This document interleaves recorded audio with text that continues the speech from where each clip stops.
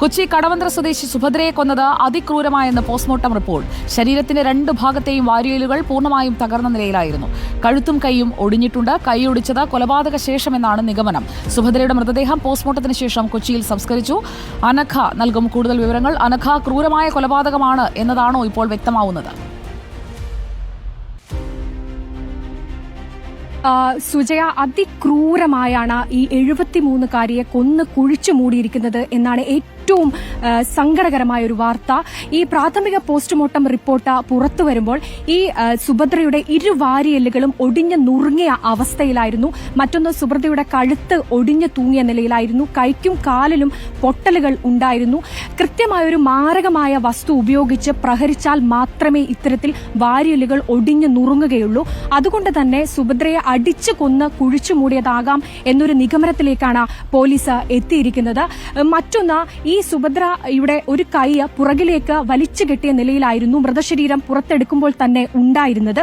അത് സുഭദ്രയെ കൊലപ്പെടുത്തിയതിനു ശേഷം കൈ പുറകിലേക്ക് വലിച്ചു കെട്ടിയതിനു ശേഷം കുഴിച്ചു മൂടിയതാണ് എന്ന നിഗമനത്തിൽ തന്നെയാണ് പോലീസ് എത്തിയിരിക്കുന്നത്.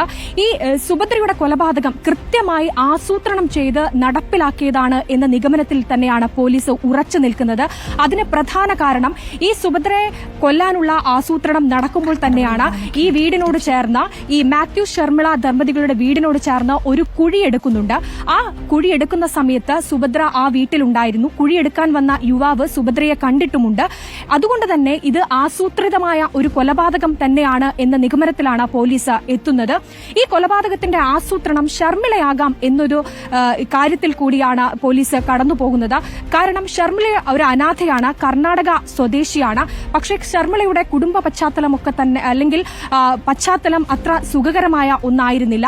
ഈ ശർമിളയും മാത്യൂസും തമ്മിൽ സ്ഥിരം വഴക്കുണ്ടാക്കാറുണ്ടായിരുന്നു. ഇവർ മദ്യപാനികളായിരുന്നു. ഇത്തരത്തിൽ ഒരു വഴക്കുണ്ടാക്കിയ സമയത്ത് ശർമിള മാത്യൂസിന്റെ കൈഞ്ഞരമ്പ് അറുത്തുമാറ്റിയിരുന്നു.